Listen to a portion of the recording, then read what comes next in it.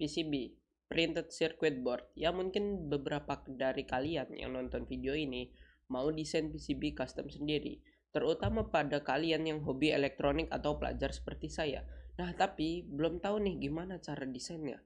Nah, di video ini aku bakal memberitahu gimana cara mendesain PCB custom sendiri menggunakan website EasyEda. Nah, jadi apa itu EasyEda? Well, EasyEda itu sebenarnya dia adalah suatu website untuk mendesain suatu PCB yang dimana website ini tuh sangat simple. Kalian cuma butuh login aja atau register. Nah, setelah itu kalian bisa mendesain PCB yang kalian mau. Tidak perlu download, tidak perlu otak-atik sana sini. Cukup kita klik saja di websitenya itu, yaitu EasyEda. Di bagian utama ini kalian bisa login terlebih dahulu. Setelah login mungkin bisa dipencet yaitu desain online dan pilih yang mana. Kalau saya sih ini tergantung preferensi teman-teman, saya sih pilihnya yang standard edition karena memang sudah terbiasa. Oke, ini sekarang kita di bagian utama. Di sini itu adalah workspace yang dimana kita bisa melihat project-project. Well, untuk membuat project baru kita bisa klik kanan di sebelah sini dan klik saja new project. Dan karena saya tadi milih yang standard project ya, oke, aku akan milih yang standard project. Nah, setelah ini kalian bisa namain misalnya tutorial 1. Oke, dan ya ini preferensi sih, opsional, nggak dikasih juga nggak apa-apa. Oke, setelah dikasih di sini ini adalah untuk membuat skematik. Nah, skematiknya di sini tergantung kalian ingin membuat PC apa teman-teman. Jadi oke, aku di sini kasih contoh untuk membuat simple saja, yaitu rangkaian LED biasa, tidak usah terlalu rumit. Sini ada konektor. Ya, teman-teman bisa explore sendiri, ada beberapa banyak komponen di sini. Kalau di bagian common library ini dia komponennya yang biasa, yang banyak ditemukan. Nah, di library sini ini adalah tempat untuk mencari part-part yang lebih spesifik, misalnya seperti microcontroller atau part-part buat yang lain. Misalkan saya di sini tulis yaitu ESP32, dan maka akan banyak library tentang ESP32. Di sini di classes ini diperhatikan, kalau saran saya ambilnya itu yang dari LCSC. Nah, di library LCSC ini berarti tandanya sudah terverified sama isi EDA ini. Kalau user contribution, dia itu footprintnya atau file-file library lainnya itu dibuat sama user lain, jadinya belum tentu apakah library-nya itu valid atau tidak. Saya di sini pakai LCSC, dan banyak SP-nya apa. Oke, karena mungkin di tutorial ini saya nggak membuat SP, saya pakai ya common library saja. Oke, kita bisa lihat di sini. Sini ada konektor, pencet R untuk rotate ya. R untuk rotate. Kita pilih yang cari yang 2 saja. 2 seperti ini, oke. Terus abis itu kita mencari resistor. Di sini juga ini tidak hanya cuma resistor. Resistornya di sini ada banyak modelnya, tergantung tipenya apa, bukan tipe sih, profil, ukuran dan profil. Untuk membuat net atau wire itu tinggal pencet W bisa, atau di wiring tools ini cet, terus habis itu tinggal arahin saja kakinya. It's pretty simple but ya. Terus kita cari LED. Oh, ini di diodes yang 3 mm kayaknya oke.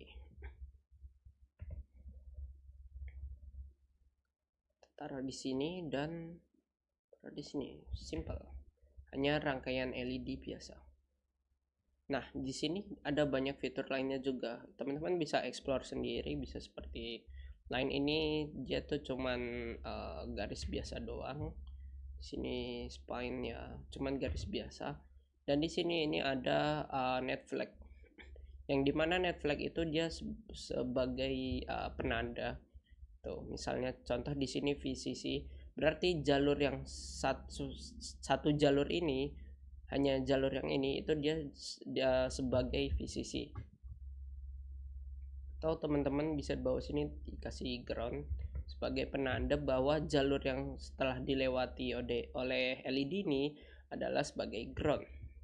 Cukup simple ya, teman-teman bisa explore sendiri. Dan di sini ada net port, bebas bisa namain apapun suka teman-teman. Sebenarnya ini juga bisa dinamain oke. Oke, sekarang kita langsung buat ke menjadi PCB-nya ya. Ini kan baru skematik, jadinya belum jadi fisiknya. Oke, di sini ada convert to schematic to PCB ya, tinggal dipencet aja. Terus habis itu di bagian ini start X, aku sih biasanya di posisi 0, jadinya nanti gampang. Dan ini untuk ukurannya, bisa lebarnya atau tingginya mau berapa, misal aku 15 dan 10. Oke, ini untuk komponen saya yang tadi pilih di skematik, tinggal di drag aja, di select bebas seperti biasa, di drag. Untuk zoom in zoom out pakai scroll. Untuk pindah-pindah ini pakai middle mouse ini, di klik scroll wheel ya, ditahan. Oke, di sini header tadi yang saya pilih. Terus di sini ada resistornya ini dia bentuknya SMD ya. Tadi yang sesuai saya bilang kalau sebenarnya resistornya di sini itu bisa banyak tipenya, tipe fisiknya mau SMD atau mau satunya lagi lupa namanya. Oke, di sini LED biasa, true hole, true hole. Nah, oke, untuk ngetracknya kita pencet yang track ini, kita arahkan. Ini biasanya sudah ada jalurnya, udah ada ke arahnya mau kemana, jadinya lumayan simple, tinggal di drag aja. Dan ini sudah menjadi satu rangkaian.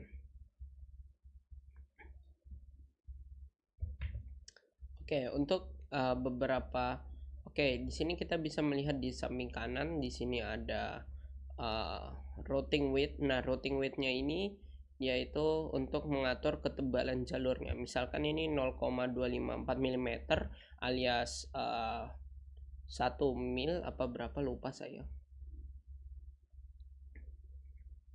0,254 mm lah pokoknya jalurnya ini. Kalau saya ubah ke 1 mm dia akan menjadi lebih besar. Nah, dan pastinya ini tidak akan tertabrak, ada pembatasnya. Oke, terus bagaimana jika saya ingin misalkan boardnya ini tidak muat, gimana cara ingin mengatur kembali? Gampang banget, tinggal ke tools, terus habis itu set board outline. Nah, kalian bisa set sesuai yang kalian inginkan lagi. Oke, di sini di PCB tools ini terdapat banyak tools yang bisa teman-teman gunakan ya. Mungkin teman-teman bisa dieksplor saja. Misalnya di sini teks, atau di sini itu dikasih hole, dikasih lubang, terus atau dikasih picture, dikasih image ya bisa. Ya, teman-teman bisa explore sendiri. Terus bisa dikasih cover area juga.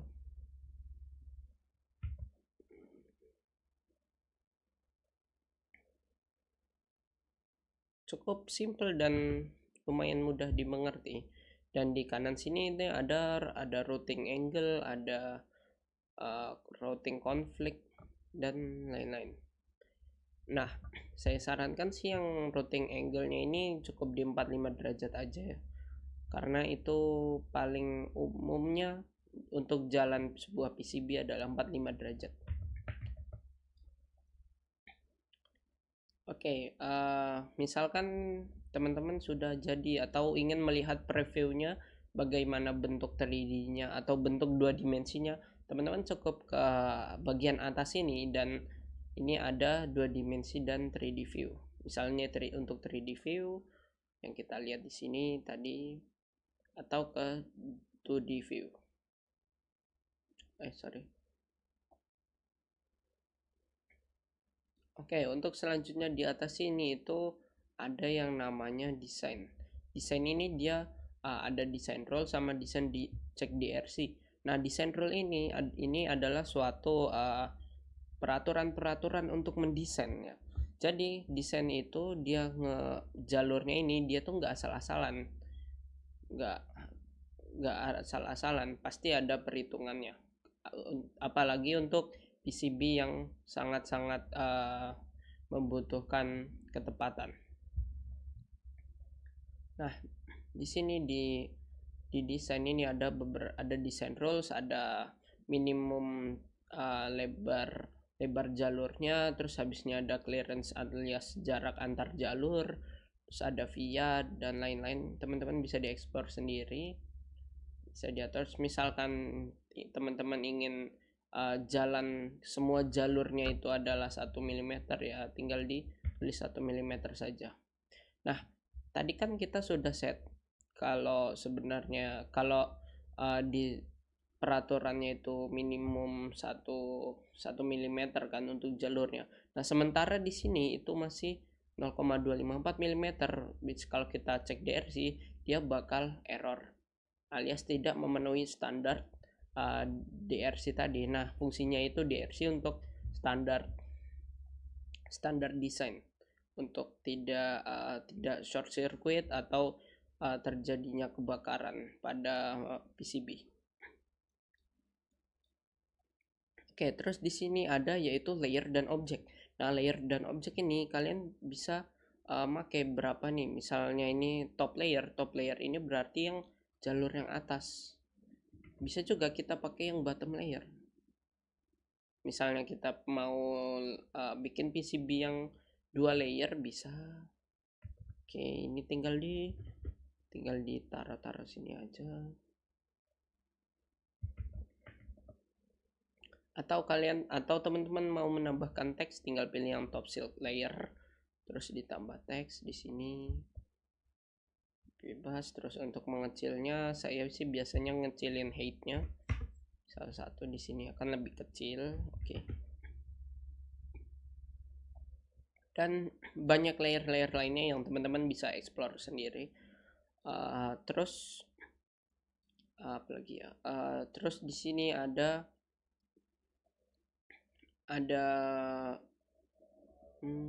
apa ya? Auto route ini dia fungsinya untuk buat jalurnya ini secara otomatis atau ibaratnya kayak AI-nya, ada AI yang ngebuat ngejalurin otomatis. Tapi kekurangan auto route ini dia jalurnya itu banyak yang rada kacau sedikit, kadang itu melanggar desain rule. Jadinya aku saranin mungkin tidak menggunakan auto route, karena sebenarnya boleh pakai auto route, cuman harus jeli aja setelah memakai auto route itu. Oke, terus kita lihat di sini di sini ada BOM, ada PCB fabrication dan pick, place and file. Nah, BOM di sini dia itu untuk melihat atau merubah suatu file harap di save dulu. Untuk melihat BOM itu adalah bill of material. Jadi teman-teman bisa lihat material-material apa saja yang dibutuhkan di PCB tersebut. Oke. Terus di sini kita ada pengenalan namanya tuh penamaan jalur VCC ini, dia itu jalurnya sama, namanya VCC. Teman-teman tidak bisa taruh ini itu taruh sini, nggak bisa. Sebenarnya bisa dimodif dengan cara yang awalnya di sini adalah VCC, di net ini kita ganti sebagai GND. GND juga bisa begini, GND taruh ini baru bisa. Tapi kalau namanya masih VCC, dia tidak senama sama ini, dia tidak akan bisa connect. Nah, ini kondisi ketika teman-teman salah dalam skematik dan baru sadar ada kesalahan pada skematik, mungkin bisa dimodif secara langsung namanya. Tapi ini tidak disarankan karena nanti akan merusak workflow. Oke, keep simple.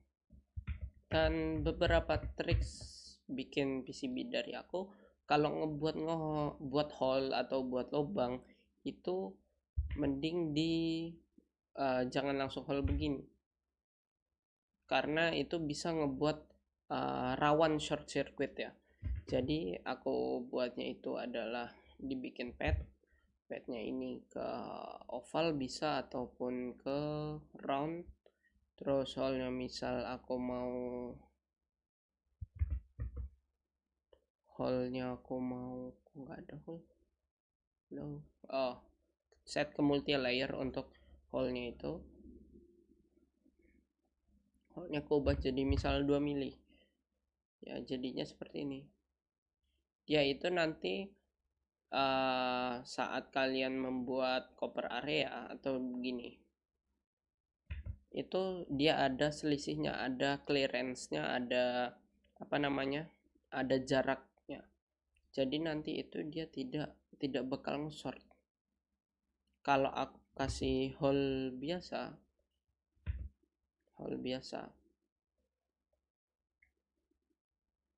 ketika PCB itu dibuat atau dimanufaktur, pasti di sela-sela sini itu ada tembaga-tembaga sisa, ada tembaga-tembaga yang ke expose, jadinya itu rawan nge-short. Jadi saranku atau tips dari aku sih buat di pad begini.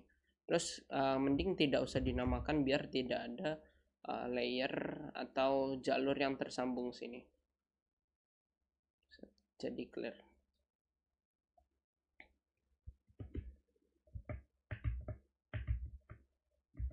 Oke, mungkin seperti itu yang bisa saya oh ya, sama satu lagi di sini kita akan mengekspor gimana caranya untuk ubah menjadi file Gerber. Nah, yang teman-teman kalau belum tahu, file Gerber itu adalah file untuk PCB ya.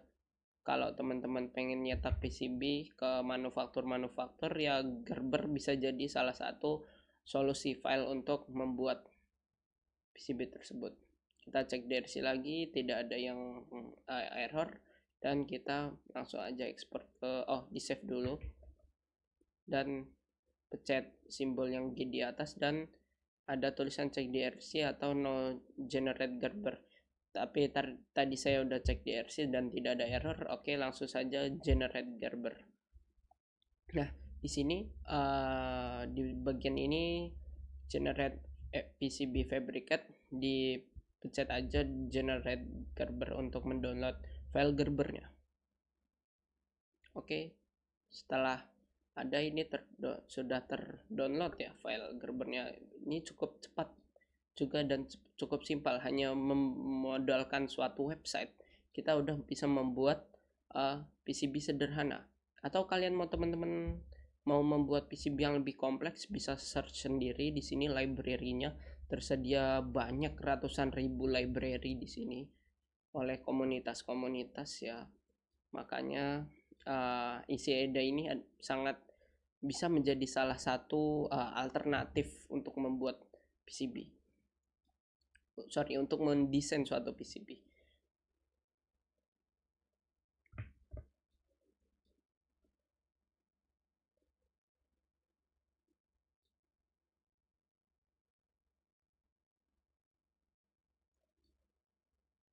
Oke, tambahan di sini ada pad dan ada via. Via ini dia itu untuk lebih digunakan untuk PCB yang multi layer, yang layernya biasanya bisa 2 layer atau 4 layer, bisa pakai via ini, yaitu untuk menghubungkan antar antar layer. Misalnya di sini aku kasih VCC, terus di sini aku kasih VCC juga, mana VCC. Nah, kita juga bisa taruh seperti ini, terus ke menjadi bottom layer, alias kalau aku pilih layer kedua, dan bisa via ini dia untuk buat layernya itu saling terhubung atas atau bawah, atau atas untuk bawah.